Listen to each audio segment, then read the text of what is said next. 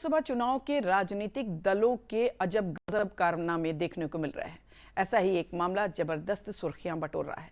चुनाव मैदान में एक भी प्रत्याशी ना उतारने वाली एक राजनीतिक पार्टी ने 40 स्टार प्रचारकों की सूची जारी की है। पूरा मामला जानने के लिए देखिए ये रिपोर्ट।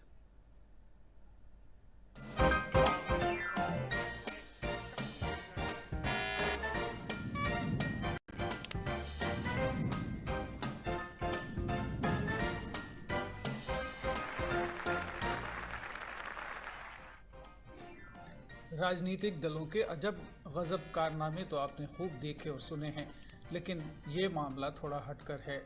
दरअसल 14 मई को 7वें और अंतिम चरण के लिए नामांकन की तारीख समाप्त हो चुकी है। ऐसे में अब कोई चाहकर भी चुनाव नहीं लड़ सकता। इस लोकसभा चुनाव में ऐसे राजनीतिक दल भी सामने आए हैं जिनका एक भी उम्मीदवार चुनाव नहीं लड़ रहा है, लेकिन स्टार प्रचारकों की लंबी सूची इलेक्शन कमीशन को सौंप दी गई है। खास बात यह है कि पार्टी के राष्ट्रीय अध्यक्ष से लेकर 4 सांसद बेटिकट हो चुके हैं, फिर भी पार्टी के स्टार प्रचारक उड़ान भर रहे हैं। दूसरी तरफ इस चुनाव में ऐसी भी पार्टियां हैं जिनके कई उम्मीदवार चुनाव लड़ रहे हैं, लेकिन उनके पास स्टार प्रचारक नहीं हैं। इतना ही नहीं, इस बार ऐसी भी राजनीतिक पार्टियां हैं जिनको बिहार में सिंबल तो मिल गया, लेकिन ना तो उनके पास उम्मीदवार है और ना ही स्टार प्रचारक। खैर, मुद्दे पर लौटते हैं। 2024 के लोकसभा चुनाव में बिना उम्मीदवार के स्टार प्रचारकों की सूची जारी करने वाली पार्टी का नाम राष्ट्रीय लोक जनशक्ति पार्टी है। इसके राष्ट्रीय अध्यक्ष पूर्व केंद्रीय मंत्री चिराग पासवान के चाचा पशुपतिनाथ पारस हैं। इस बार पशुपति पारस की पार्टी बिहार में 40 सीटों में से किसी भी सीट पर चुनाव नहीं लड़ रही है। प्रत्याशी न होने के बावजूद उन्होंने निर्वाचन आयोग को 40 स्टार प्रचारकों की सूची सौंपी है, जिसके बाद इलेक्शन कमीशन ने सभी 40 स्टार प्रचारकों को चुनाव प्रचार करने की अनुमति भी दे दी है।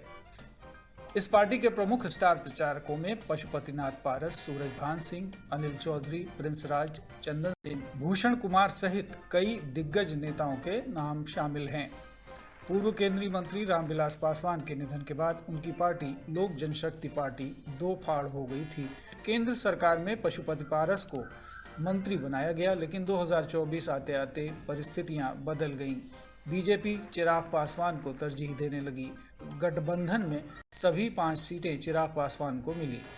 इसके बाद पशुपति पारस गुट के हाथ कुछ भी नहीं लगा। हालांकि इसके बावजूद भी वो एनडीए के साथ बने हुए हैं और उनके उम्मीदवारों के लिए प्रचार प्रसार कर रहे हैं।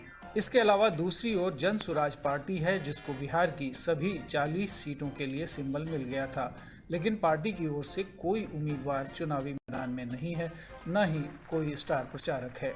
बिना प्रत्याशी वाली पार्टियों में जनवादी पार्टी का नाम भी शामिल है, जिसके स्टार प्रचारकों को सभी 7 चरणों में चुनाव प्रचार करने की अनुमति भी मिल गई है। ब्यूरो रिपोर्ट, दूरदर्शन समाचार, पटना। अररिया पुलिस ने नशे के विरुद्ध